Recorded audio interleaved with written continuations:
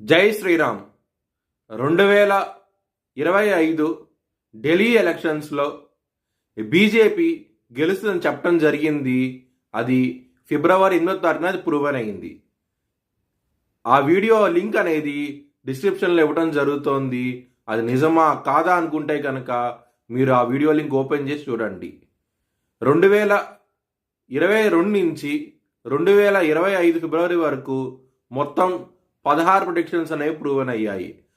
దానికి సంబంధించిన video links అనేవి కింద డిస్క్రిప్షన్లో ఇవ్వడం జరుగుతోంది.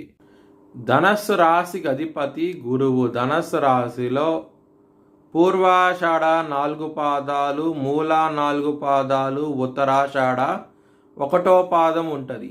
ఈ నక్షత్రం వాళ్ళందరికీ నేను చెప్పే వార ఫలితాలు వర్తిస్తాయి. ఈ వారంలో లగ్నాధిపతి అయిన గురువు 6వ స్థానంలో ఉన్నారు. రుణ రోగ శత్రుస్థానంలో ఉన్నారు.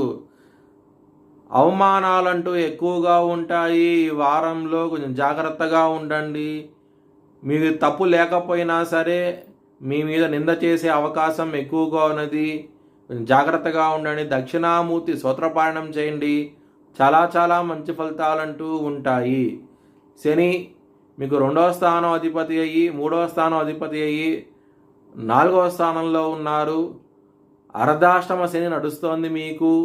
దాని మూలంగా కెరియర్ పరంగా ఇబ్బందులు పడే అవకాశం ఎక్కువగా ఉన్నది. ఆయన సప్తమ దృష్టితో శని భగవానుడు మీ దశమ స్థానాన్ని చూస్తున్నారు. మరియు దశమాధిపతి అయిన బుధుడు మీ జన్మ జాతకంలో కనుక నిజబడి ఉంటే కనుక చాలా ఇబ్బందులు పడే అవకాశం ఎక్కువగా ఉన్నది. బుధుడు మీనరాశిలో నిజబడతారు. శనితో కలిసి ఉన్నారు, రాహుతో కలిసి ఉన్నారు, శుక్రుడితో కలిసి ఉన్నారు. దీని మూలంగా కెరియర్ పరంగా చాలా ఇబ్బందులు ఉంటాయి. ముఖ్యంగా గ్రోత్ పరంగా ఇబ్బంది పడే అవకాశం ఎక్కువగా ఉన్నది.